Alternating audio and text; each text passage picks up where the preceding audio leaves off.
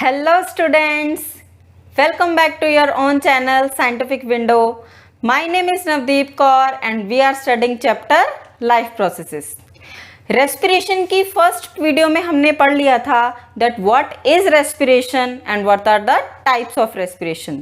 So today in this lecture we are going to study the respiration in plants and in animals other than human beings. जो आपके syllabus में हैं 2-3 वो हमने पढ़ लेने. ठीक है, उसके बाद हम शुरू करेंगे रेस्पिरेशन इन ह्यूमन बींग्स, जो कि मेजर टॉपिक है इस रेस्पिरेशन पार्ट का. ओके, तो let's start with the respiration in plants. Plants में रेस्पिरेशन कैसे होता है? तो सबसे पहले मैं आपको रेस्पिरेशन रिवाइज करा देती हूँ एक बारी. व्हाट इज रेस्पिरेशन क्या था? Respiration is a process in which oxygen is taken in, utilised for the oxidation of food which release energy and carbon dioxide and the removal of carbon dioxide. 3 step आते हैं. Intake of oxygen, oxidation of food जिसकी वजह से carbon dioxide और water produce होते हैं और साथ में एनर्जी रिलीज होती है, और कार्बन डाइऑक्साइड को बॉडी से बाहर निकालना. ये 3 स्टेप हैं रेस्पिरेशन. ठीक है, तो प्लांट्स में रेस्पिरेशन कैसे होता है? प्लांट्स में respiration as a single unit नहीं होता. जितने भी पार्ट्स हैं ना प्लांट के, रूट, स्टेम, लीफ, वो अलग अलग रेस्पिरेशन करते हैं. ठीक है, तो लेट्स स्टडी रूट्स. रूट्स में रेस्पिरेशन कैसे होता है? ये देखिए, ये रूट है. रूट अंडरग्राउंड होती हैं, सॉइल में, ग्राउंड के नीचे. ये आपकी जा रही है प्राइमरी रूट, मेन रूट. ठीक है, और इससे क्या निकल रही हैं? ब्रांचेस. और ब्रांचेस के ऊपर ये आप देख रहे हो छोटे छोटे हेयर लाइक स्ट्रक्चर्स. ये क्या है? Root hair. क्या है ये? Root hair. ठीक है, अब रूट हेयर जो है, और ये आपके जो मैंने आपके सर्कल सर्कल बना रखे हैं, ये सर्कल सर्कल्स क्या हैं? सॉइल पार्टिकल शो किए हैं, और बीच में है एयर स्पेसेस. ठीक है, जिसमें ऑक्सीजन है. So the root hair are in direct contact with the oxygen present in air spaces. जो रूट हेयर्स हैं वो इसके एंड पार्ट है रूट के, और रूट हेयर डायरेक्ट कांटेक्ट में है एयर स्पेसेस के साथ, जहां पर क्या प्रेजेंट है? ऑक्सीजन. तो ऑक्सीजन अभी यहां पर एयर स्पेसेस में ऑक्सीजन हाई है. ऑक्सीजन का कंटेंट एयर स्पेसेस में हाई है. रूट को ऑक्सीजन चाहिए रेस्पिरेशन करने के लिए, उसमें ऑक्सीजन की अभी कमी है, तो यहाँ ऑक्सीजन का लेवल अभी लो है अंदर. ठीक है, तो रूट हेयर क्या करते हैं? वो ऑक्सीजन को पिकअप कर लेते हैं बाहर से, एयर स्पेसेस से पिकअप कर लेते हैं. तो ऑक्सीजन चली गई अंदर और रेस्पिरेशन हुआ. रेस्पिरेशन से कार्बन डाइऑक्साइड प्रोड्यूस हुई और वो कार्बन डाइऑक्साइड आ जाएगी बाहर. और ये जो एक्सचेंज ऑफ गैसेस है, this takes place by the process of diffusion. क्या है diffusion? Diffusion is a process in which molecules moves from its high concentration toward its lower concentration. From high concentration to lower concentration. कोई भी molecule है वो जब अपनी higher concentration से जहाँ पर वो ज़्यादा है उस तरफ मूव करता है जहाँ पर उसकी कंसंट्रेशन लो है, then that process is known as the diffusion. तो ऑक्सीजन भी यहाँ पर अभी एयर स्पेसेस में ऑक्सीजन ज़्यादा थी, रूट्स के अंदर ऑक्सीजन नहीं थी, यानी कि उसका अमाउंट कम था as compare to the outer space. तो ऑक्सीजन डिफ्यूजन की प्रोसेस से रूट्स के अंदर चली गई. फिर कार्बन डाइऑक्साइड जो रूट्स में बनी, तो कार्बन डाइऑक्साइड का कंटेंट रूट के अंदर ज़्यादा हो गया, बाहर कम है, तो कार्बन डाइऑक्साइड भी डिफ्यूजन की प्रोसेस से बाहर आ गई. तो by the process of diffusion through the root hair, respiration takes place in the roots. Clear? Roots का समझ आ गया? ओके. अब एक बात और है यहाँ पे रूट्स में, कि अगर आप रूट्स को या प्लांट्स को काफ़ी देर तक पानी के अंदर ही रखेंगे, जैसे फ्लड की कंडीशन जब हो जाती है, फ्लड आ जाती है, या आप वैसे भी किसी प्लांट को काफ़ी देर तक वाटर लॉक्ड कंडीशन में रखो, पानी के अंदर डुबा के रखेंगे अगर हम उसकी रूट्स, तो वो प्लांट डाई हो जाएगा जल्दी. क्यों हो जाएगा ऐसा? Because if the roots remain water locked, अगर रूट्स पानी में ही रहेंगी तो ये ऑक्सीजन तो हट जाएगी. Oxygen is displaced by the water. ठीक है, सब जगह पानी पानी भर जाएगा ना. यहाँ देखो, ये सब जगह पानी पानी भर जाएगा, पानी पानी भर जाएगा, ऑक्सीजन डिस्प्लेस हो जाएगी बाय द वाटर तो ऑक्सीजन मिलेगी नहीं रूट्स को। ऑक्सीजन नहीं मिलेगी तो ऑक्सीजन की इनसफिशिएंट सप्लाई में कौन सा रेस्पिरेशन होता है, हमने पढ़ा था एनारोबिक रेस्पिरेशन होता है। ठीक है, तो एनारोबिक रेस्पिरेशन में क्या बनता है, इथेनॉल, है ना। और इथेनॉल क्या है, एक अल्कोहल है। तो अल्कोहल में अगर रूट्स उसकी डूबी रहेंगी, सबमर्ज रहेंगी, तो प्लांट विल डाई सून। ठीक है, ये कॉन्सेप्ट समझ आ गया रूट्स का। ओके, अब चलते हैं हम रेस्पिरेशन इन स्टेम पे। स्टेम में रेस्पिरेशन देखिए, प्लांट्स के जो स्टेम हैं वो दो टाइप के होते हैं।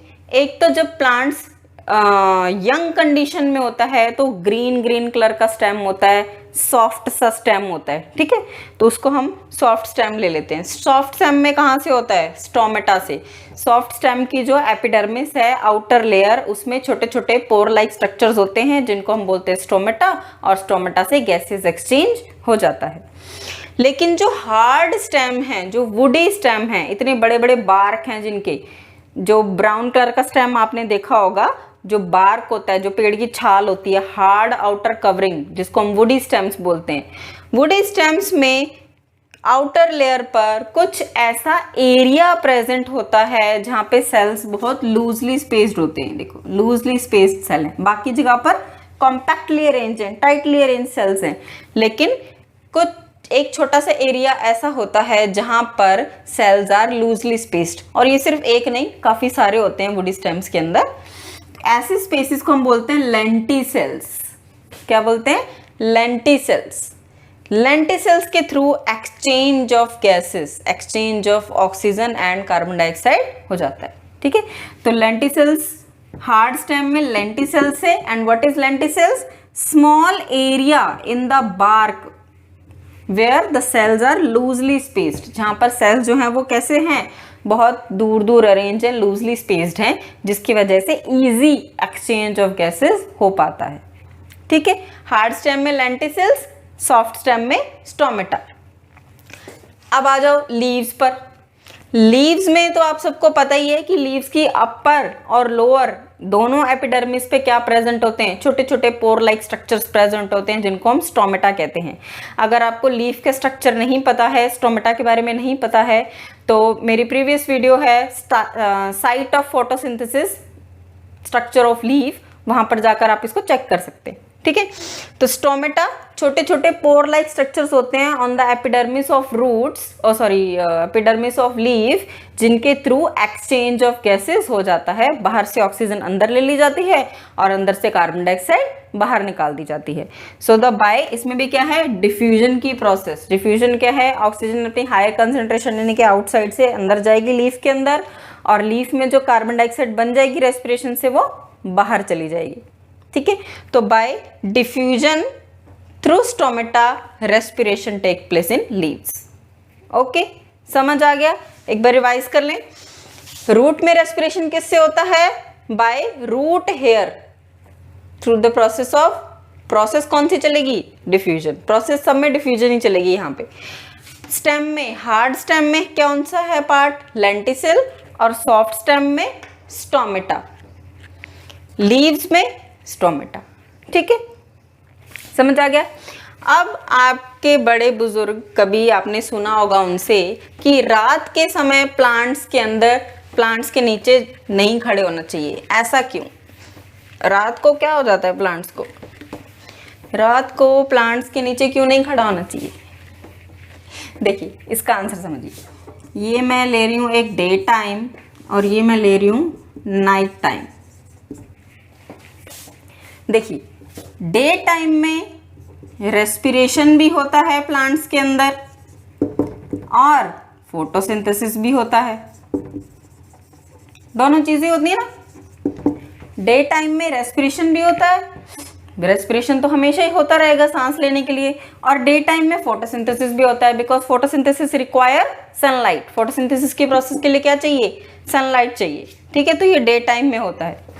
नाइट में रेस्पिरेशन होता है क्योंकि डे नाइट दोनों में ही ऑक्सीजन तो चाहिए ना, लिविंग ऑर्गेनिज्म है तो ऑक्सीजन तो चाहिए। नाइट में रेस्पिरेशन भी होता है, लेकिन क्या नाइट में फोटोसिंथेसिस होता है, नहीं होता। ठीक है, फोटोसिंथेसिस नहीं होता। दिन के टाइम पे रेस्पिरेशन भी होता है और ऑक्सीजन भी होता है। तो रेस्पिरेशन के लिए क्या होता है, ऑक्सीजन इन, ऑक्सीजन रिक्वायर्ड है रेस्पिरेशन के लिए, तो ऑक्सीजन अंदर जाएगी और कार्बन डाइऑक्साइड बाहर जाएगी। ठीक है, रेस्पिरेशन में यही होता है, ऑक्सीजन अंदर जाती है, कार्बन डाइऑक्साइड बाहर जाती है। तो ये जो कार्बन डाइऑक्साइड बाहर जा रही है, प्लांट इसको बाहर नहीं जाने देगा, क्योंकि प्लांट को फोटोसिंथेसिस के लिए क्या चाहिए, कार्बन डाइऑक्साइड। पढ़ा था ना आपने, carbon dioxide plus water will gives us glucose molecule by the process of photosynthesis. ठीक है, तो फोटोसिंथेसिस के प्रोसेस के लिए कार्बन डाइऑक्साइड रिक्वायर्ड है। तो जितनी भी कार्बन डाइऑक्साइड रेस्पिरेशन से बाहर निकलेगी, प्लांट उसको टेकअप कर लेगा for the process of photosynthesis. तो कार्बन डाइऑक्साइड बाहर नहीं जाएगी, और कार्बन डाइऑक्साइड और वाटर यूज करके ग्लूकोज प्लस क्या प्रोड्यूस होता है, ऑक्सीजन। तो ऑक्सीजन डिफ्यूजेस आउट। ठीक है, और कार्बन डाइऑक्साइड जो ये निकल रही थी वो अंदर ले ली जाएगी, डिफ्यूजेस इन। तो नेट एक्सचेंज ये हो गया, नेट एक्सचेंज ये हो गया। दिन के टाइम पे रेस्पिरेशन और फोटोसिंथेसिस दोनों की प्रोसेस के क्यूमुलेटिव इफेक्ट से, दोनों के कंबाइंड इफेक्ट से नेट एक्सचेंज ऑफ गैसेस क्या होगा, नेट एक्सचेंज ऑफ गैसेस होगा कि ऑक्सीजन डिफ्यूजेस आउट, ऑक्सीजन बाहर जाएगी और कार्बन डाइऑक्साइड अंदर जाएगी। ठीक है, लेकिन रात में क्या होता है, रात में नाइट टाइम में रेस्पिरेशन तो होता है, तो रेस्पिरेशन में तो ये हो जाएगा कि आपका ऑक्सीजन इन और कार्बन डाइऑक्साइड आउट। ठीक है, लेकिन फोटोसिंथेसिस नहीं होता। अब जो फोटोसिंथेसिस होता ही नहीं है रात में, तो कार्बन डाइऑक्साइड जो बाहर जा रही थी, क्या वो अंदर ली जाएगी, नहीं ली जाएगी। ठीक है, तो कार्बन डाइऑक्साइड बाहर जा रही है और ऑक्सीजन अंदर आ रही है।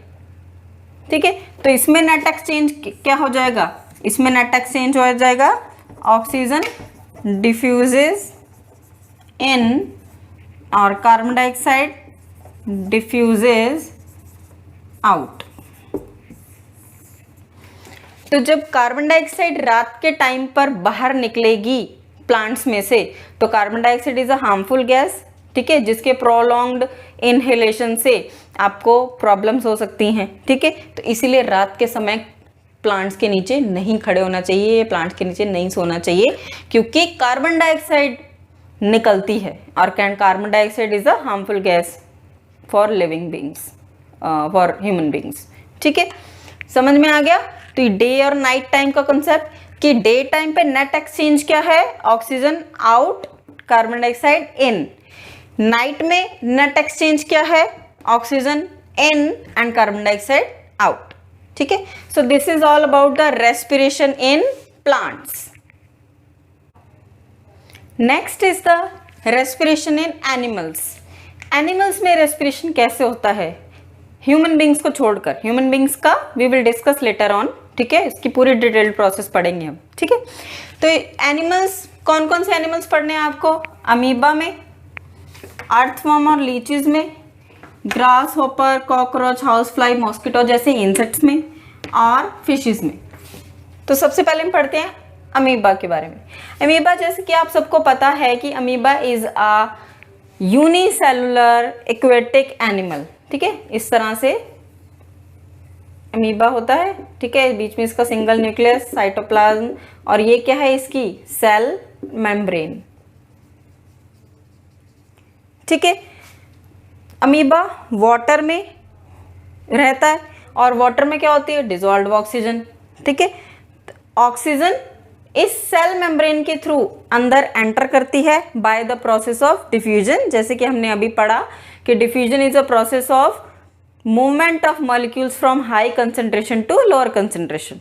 तो अभी वाटर में ऑक्सीजन का कंटेंट हाई है as compare to amoebic cell. ठीक है, अमीबा के अंदर ऑक्सीजन अभी इतनी नहीं है, उसको ऑक्सीजन चाहिए रेस्पिरेशन के लिए।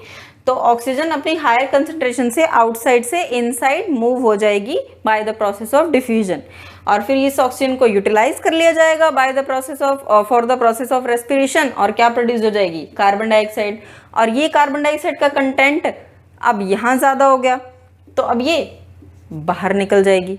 ठीक है, so by the process of diffusion amoeba में एक्सचेंज ऑफ गैसेस हो जाता है, रेस्पिरेशन हो जाता है। यूनिसेलुलर ऑर्गेनिज्म है और कोई इतना कॉम्प्लेक्स मैकेनिज्म है नहीं इसके अंदर रेस्पिरेशन का। ठीक है, तो रेस्पिरेटरी ऑर्गन कौन सा हो गया यहाँ पे, सेल मेम्ब्रेन, ये हो गया रेस्पिरेटरी ऑर्गन। ठीक है, रेस्पिरेटरी ऑर्गन कौन सा हो गया अमीबा में, सेल मेम्ब्रेन, और प्रोसेस डिफ्यूजन। ठीक है, अब नेक्स्ट चलते हैं हम अर्थवर्म और लीचीज पे। जब बारिश होती है तो आपको अर्थवर्म निकलते हुए दिखाई दे जाते हैं ना। ठीक है, तो अर्थवर्म में डिफ्यूजन से ही होता है, लेकिन उसमें होता है थ्रू देयर मॉइस्ट स्किन। उनकी स्किन इतनी नमी वाली होती है, इतने मॉइस्ट होती है उनकी स्किन कि वो स्किन से ही एक्सचेंज ऑफ गैसेस कर लेते हैं, कार्बन डाइऑक्साइड बाहर चली जाती है और ऑक्सीजन अंदर आ जाती है। सो अर्थवर्म और लीचीज में सिंपल मॉइस्ट स्किन है रेस्पिरेटरी ऑर्गन। क्या है respiratory organ, moist skin. Clear. Grasshopper, cockroach, house fly, mosquito, इन सभी की बॉडी में कुछ छोटे छोटे छेद होते हैं, छोटे छोटे होल्स होते हैं। उन होल्स को हम बोलते हैं स्पाइरेकल्स। क्या बोलते हैं, स्पाइरेकल्स। ठीक है, और ये स्पाइरेकल जहां पर भी होते हैं वहां से आगे एक लंबी एयर के जाने के लिए ट्यूब होती है, जिसको एयर ट्यूब भी बोलते हैं, और इसका नेम है ट्रैकिए। क्या नेम है, ट्रैकिए। ठीक है, तो grass hopper, cockroach, house fly, mosquito के अंदर क्या होते हैं, स्पाइरेकल्स होते हैं उनकी बॉडी के आउटर सरफेस पे, और उससे अंदर एक ट्यूब निकल जाती है जिसको हम बोलते हैं ट्रैकिए। ह्यूमन बींग्स में भी ट्रैकिए होते हैं। ठीक है, फिशेस, फिशेस आप सबको पता है एक्वेटिक एनिमल है। ये देखिए,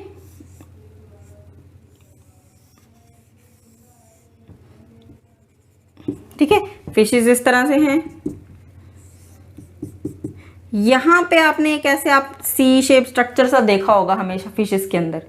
फिशेस क्या करती हैं, पानी में मूव करती हैं और ये वाटर, मुंह से वाटर अंदर लेती हैं। They take water from their mouth, water गया अंदर। ठीक है, अब इस वाटर में डिसॉल्व ऑक्सीजन होती है, वाटर में डिसॉल्व ऑक्सीजन होती है जिसको माउथ से फिशेस अंदर ले लेती हैं। तो ये ऑक्सीजन गई अंदर, ऑक्सीजन अंदर चली गई। अब जब माउथ से वाटर जाता है तो माउथ से वाटर होकर जाता है इस, ये जो सी शेप स्ट्रक्चर मैं आपको बता रही हूँ इसको हम बोलते हैं ओपरकुलम। ऐसा फ्लैप जैसा होता है जो खुलता बंद होता रहता है, ओपरकुलम। ठीक है, इस ओपरकुलम के नीचे अगर हम इसको ऐसे खोल के देखेंगे तो इसके नीचे ऐसे स्ट्रक्चर्स होते हैं जिसको हम बोलते हैं गिल्स। ठीक है, तो जब माउथ से वाटर अंदर जाता है फिश के तो वाटर इन गिल्स के ऊपर से होकर गुजरता है। तो गिल्स जो हैं डिसॉल्व्ड ऑक्सीजन को पिकअप कर लेते हैं, फटाफट से पकड़ लेते हैं। ठीक है, so they take the dissolved oxygen from the water. ये वाटर माउथ से गया अंदर, माउथ से गया अंदर वाटर और गिल्स के ऊपर से गया। गिल्स के ऊपर से जब जाएगा तो गिल्स ऑक्सीजन को पकड़ लेंगे और वाटर बाहर निकल जाएगा ओपरकुलम से। और बाहर जो वाटर निकलेगा उसमें क्या होगी, कार्बन डाइऑक्साइड, क्योंकि ऑक्सीजन यूज कर ली, ब्लड में मिक्स कर दी, ब्लड से कार्बन डाइऑक्साइड ले ली, और कार्बन डाइऑक्साइड जो वाटर बाहर जा रहा है ओपरकुलम से एक्सपेल आउट हो रहा है, ये वाटर आउट हो रहा है यहाँ पे, और साथ के साथ क्या हो रही है, कार्बन डाइऑक्साइड भी आउट हो रही है। ठीक है, समझ में आ गया। फिशेस में रेस्पिरेशन, फिशेस में जब वो माउथ से वाटर अंदर लेती हैं तो डिसॉल्व्ड ऑक्सीजन भी अंदर चली जाती है, और जब वाटर गिल्स के ऊपर से होकर गुजरता है गिल्स ऑक्सीजन को पकड़ लेती हैं और कार्बन डाइऑक्साइड को वाटर में डाल देती हैं, जिससे कार्बन जो वाटर बाहर निकलता है तो उससे कार्बन डाइऑक्साइड भी बाहर निकल जाती है। So this is how exchange of gases, respiration takes place in the fishes. और यहाँ पे रेस्पिरेटरी ऑर्गन कौन सा हो गया, गिल्स। ठीक है, रिवाइज कर लें। अमीबा में रेस्पिरेटरी ऑर्गन क्या है, सेल मेम्ब्रेन। अर्थवर्म और लीचीज में रेस्पिरेटरी ऑर्गन क्या है, मॉइस्ट स्किन। ग्रास हॉपर वगैरह में क्या है, ट्रैकिए, और फिशेज में क्या है, गिल्स। ठीक है, सबके रेस्पिरेटरी ऑर्गन के नेम समझ में आ गए। अब जितने भी रेस्पिरेटरी ऑर्गन्स हैं, कोई भी रेस्पिरेटर, जितने भी अलग अलग ऑर्गेनिज्म में अलग अलग टाइप के रेस्पिरेटरी ऑर्गन्स हैं, they all have some common feature.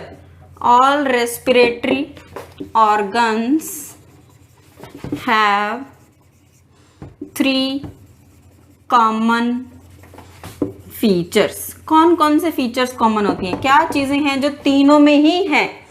Number 1, सबसे पहली बात कि चाहे कोई भी रेस्पिरेटरी ऑर्गन हो, उनका सरफेस एरिया है ना, जो surface area, that is very large.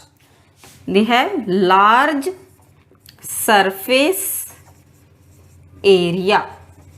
चाहे वो अमीबा की सेल मेम्ब्रेन हो, चाहे अर्थवर्म की मॉइस्ट स्किन हो, चाहे ट्रैकी हो, चाहे गिल्स हो, इनका सरफेस एरिया लार्ज होता है।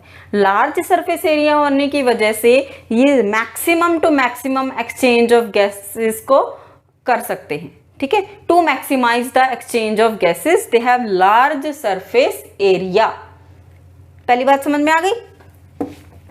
दूसरी चीज क्या कॉमन होती है हर रेस्पिरेटरी सरफेस में, कि they have very thin wall.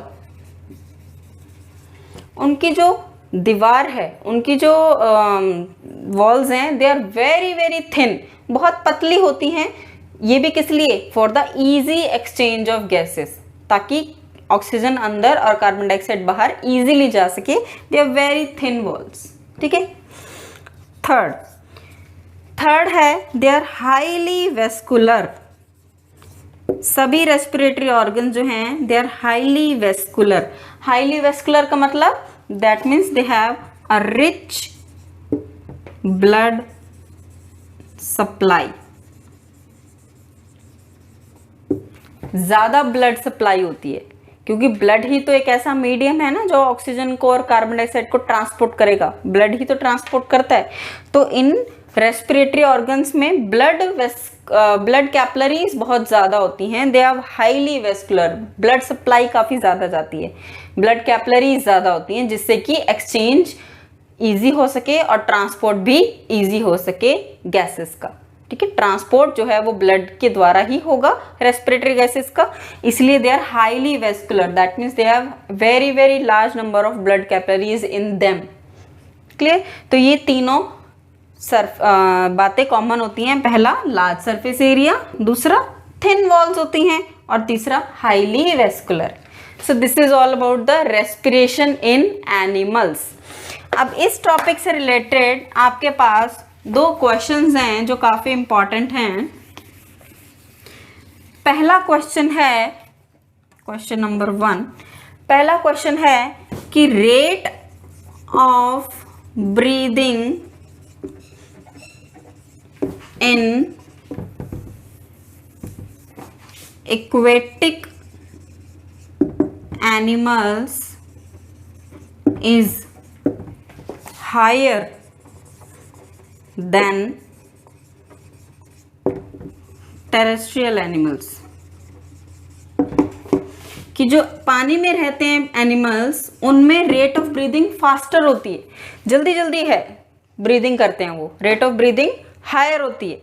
लेकिन जो टेरेस्ट्रियल एनिमल हैं, जो लैंड पे रहते हैं, उनमें इतनी जल्दी जल्दी ब्रीदिंग नहीं होती, उनमें ब्रीदिंग की स्पीड स्लो है। ऐसा क्यों? ये इक्वेटिक एनिमल्स यहाँ पे लिख लेते हैं हम, और यहाँ पे लिख लेते हैं टेरेस्ट्रियल या लैंड एनिमल्स। अब देखिए, इक्वेटिक एनिमल पानी में रहते हैं तो वो क्या करेंगे, वाटर में डिजॉल्व्ड ऑक्सीजन को ही लेंगे, एटमॉस्फेरिक ऑक्सीजन को तो ले नहीं पाएंगे। तो वो पानी में रहते हैं तो वो क्या लेंगे, डिजॉल्व्ड ऑक्सीजन लेंगे। तो ये वो क्या लेते हैं, डिजॉल्व्ड ऑक्सीजन। लेकिन जो टेरेस्ट्रियल एनिमल है, जो लैंड पे रहते हैं, वो क्या लेंगे, एटमॉस्फेरिक ऑक्सीजन। ठीक है, एटमॉस्फेरिक ऑक्सीजन। तो जो डिजॉल्व्ड ऑक्सीजन है, वाटर में डिजॉल्व्ड ऑक्सीजन है, उसका कंटेंट कम होता है than the atmospheric oxygen. Water में घुली हुई ऑक्सीजन कम होती है जबकि एटमॉस्फेयर में ऑक्सीजन ज़्यादा होती है। ठीक है, तो अब डिजॉल्व्ड ऑक्सीजन कम है जो कि एक्वेटिक एनिमल को लेनी है, तो इसलिए वो जल्दी जल्दी सांस लेते हैं ताकि उनको ज़्यादा से ज़्यादा ऑक्सीजन मिल पाए। तो इसलिए रेट ऑफ ब्रीदिंग क्या होती है उनकी, हाई होती है। लेकिन जो टेरेस्ट्रियल एनिमल्स हैं वो एटमॉस्फेरिक ऑक्सीजन लेते हैं जहाँ पे ऑक्सीजन सफिशिएंट अमाउंट में उनको मिल रही है, इसलिए उनकी rate of breathing as compare to aquatic animals low होती है। Rate of breathing high, rate of breathing low, क्यों? बिकॉज डिजॉल्व्ड ऑक्सीजन का कंटेंट कम है देन द एटमॉस्फेरिक ऑक्सीजन। ये सिंपल सा आंसर है इसका। ठीक है, समझ में आ गया? नेक्स्ट इरेज कर दूं? चलिए नेक्स्ट क्वेश्चन है वाई डिफ्यूजन। अभी हमने पढ़ा कि इसमें डिफ्यूजन से हो जाता है, इसमें भी डिफ्यूजन से हो जाता है, लेकिन जो हायर एनिमल्स हैं जैसे ह्यूमन बींग्स हैं उनमें क्यों नहीं डिफ्यूजन से हो जाता एक्सचेंज ऑफ गैसेस? ठीक है, जो लोअर एनिमल हैं उनमें डिफ्यूजन से हो जाता है। डिफ्यूजन हमने क्या पढ़ा? Diffusion is the movement of molecules from high concentration to lower concentration. लेकिन जो एनिमल्स हैं, जो बड़े बड़े एनिमल्स हैं, जो मल्टी सेलुलर ऑर्गेनिजम्स हैं, उनमें क्यों नहीं डिफ्यूजन से हो जाता है एक्सचेंज ऑफ गैसेस? तो आपका क्वेश्चन है कि why diffusion is insufficient to meet the oxygen requirement of multicellular organism, higher multicellular organism, higher जो बड़े मल्टीसेलुलर ऑर्गेनिज्म हैं उनमें डिफ्यूजन की हेल्प से क्यों नहीं हो पाता एक्सचेंज ऑफ गैसेस? तो देखिए इसका आंसर है कि डिफ्यूजन जो है that is very slow process. ठीक है, बहुत ही स्लो प्रोसेस है। इतनी स्लो प्रोसेस है कि अगर हम ह्यूमन बींग्स की बात करें तो ह्यूमन बींग्स में अगर एक ऑक्सीजन मॉलिक्यूल का लंग से आपके पैर के थंब तक ट्रांसफर करना है, टो तक ट्रांसफर करना है, तो उसको 3 साल लग जाएंगे। 3 years फॉर 1 ऑक्सीजन मॉलिक्यूल, एक ऑक्सीजन के मॉलिक्यूल को लंग से टोस तक जाने में 3 साल लग जाएंगे। That is very slow rate है इसकी। ठीक है, बहुत स्लो रेट है, स्लो प्रोसेस है, इसलिए मल्टीसेलुलर ऑर्गेनिज्म को तो फास्ट प्रोसेस चाहिए क्योंकि उनको एनर्जी रिक्वायरमेंट ज़्यादा होती है, इसलिए उनमें डिफ्यूजन इनसफिशिएंट है। इसलिए वहाँ पर क्या चाहिए? वहाँ पर एक रेस्पिरेटरी पिगमेंट होता है जिसको हम हीमोग्लोबिन के नाम से जानते हैं। वो एक रेस्पिरेटरी पिगमेंट हीमोग्लोबिन है जो कि ट्रांसपोर्ट ऑफ गैसेस करने में हेल्प करता है। ठीक है, समझ में आ गया? डिफ्यूजन क्यों इनसफिशिएंट है, डिफ्यूजन की हेल्प से क्यों नहीं हो पाते? Because diffusion is a very slow process which can not meet the oxygen requirement of the multicellular organism. Clear? तो इस वीडियो में यहाँ तक ही। नेक्स्ट वीडियो में हम बात करेंगे रेस्पिरेशन इन ह्यूमन बींग्स के बारे में। यहाँ तक कि आप चैप्टर्स को, टॉपिक को यहाँ तक अच्छे से समझिए, और अगर आपको मेरा पढ़ाया कंटेंट समझ में आ रहा है तो प्लीज़ कमेंट सेक्शन में जाकर ज़रूर बताइए। Thank you for watching. Keep learning, stay healthy. Bye bye.